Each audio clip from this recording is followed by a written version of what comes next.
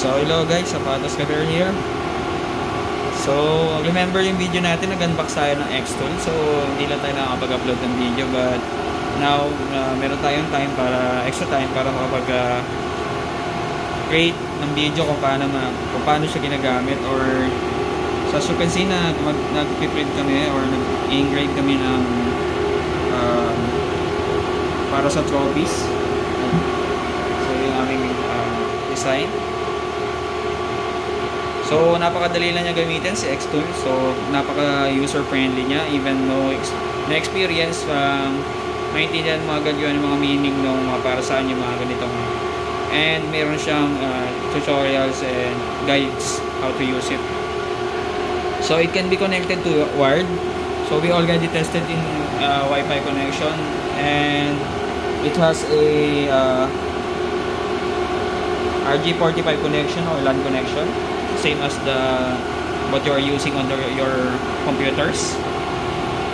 So this is X-Tool B2.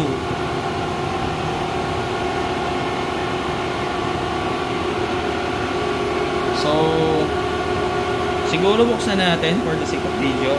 Try natin tingnan kung ano yung kung anong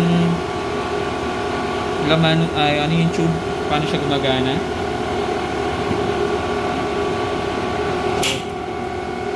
So ayan yung ano niya, tube.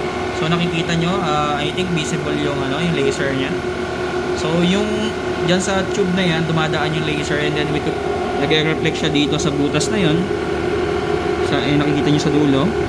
So may reflector siya dyan, and then may reflector dito sa mismong print.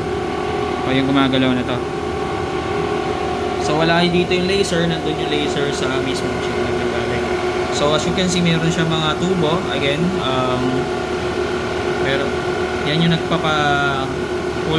nag-maintain ng temperature niya para hindi mag-overheat yung laser. So napakahaba niya ng tubo.